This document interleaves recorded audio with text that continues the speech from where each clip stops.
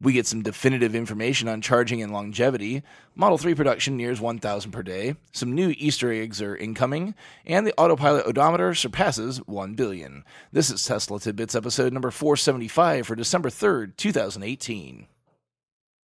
Today's show is brought to you by show sponsor Richard Spitz. I thank him very much for his support. If you're considering buying a Tesla, you can pick up 6 months worth of free supercharging by using Richard's referral code ts.la/Richard174. We begin the week with some great and definitive information from some supremely knowledgeable sources on battery technology in regard to longevity.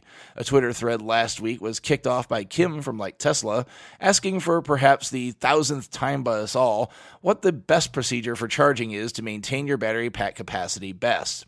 I personally have been recommending 70% for daily use, unless of course you know you have a need for more on a given day.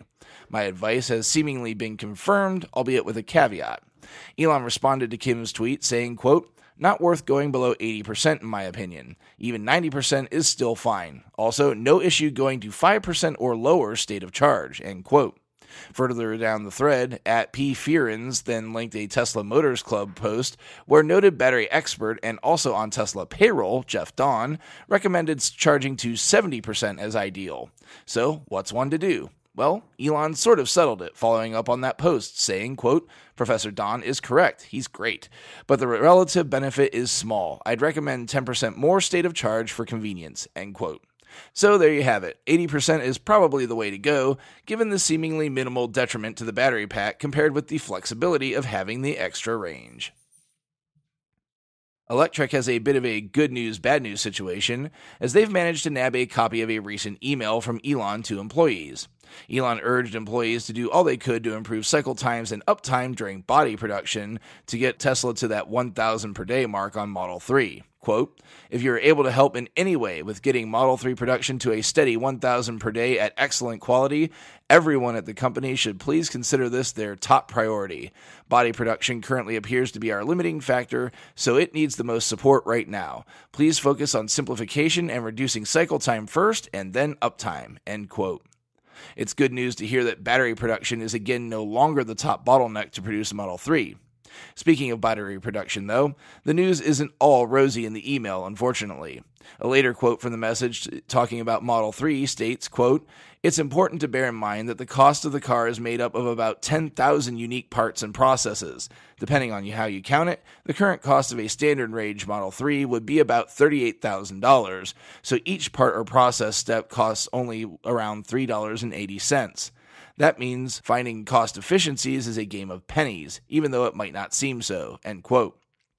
Clearly, this means that as of December 2018, Tesla has not yet been able to get costs to the point where producing the purely base Model 3 is at least break even. This is, of course, bad news for those looking for that $35,000 car.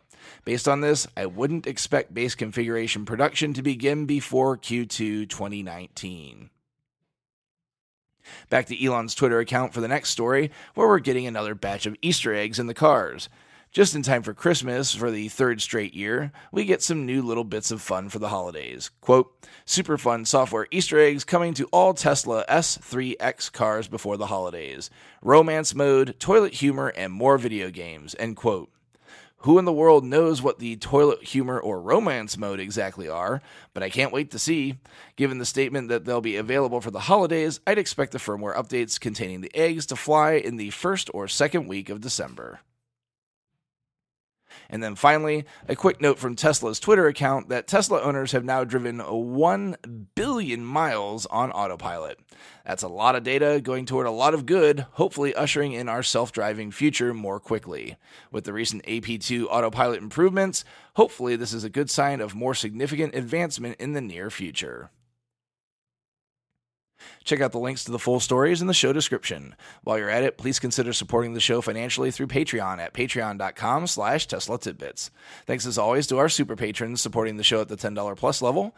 They are John Waltower, Drew Schuyler, John Waller, Mark and Sarah Thomas, Ryan Scarborough, Lee Sweet, William Henry Crew III, Dorian Steve Guberman, Bruno Kundici, Joey Boots, Ralph and Cheryl Waterhouse, Adam Raymer Brown, Megawatt Photovoltaic Development, Todd Sullivan, Robert Healy, Mitch Long, Zortech LED Canada, Morven Ogg, Blake Thompson, Raymond and Deborah Malkowitz, T Sportline, Michael Pastroni, Travis and Cheyenne Rush, Cookie UK, Chris Hovis, Craig Murphy, and Vicky Kirk.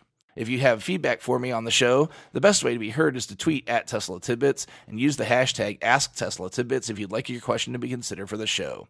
I'll see everyone back here again on Wednesday. Until then, keep it charged and hit the road.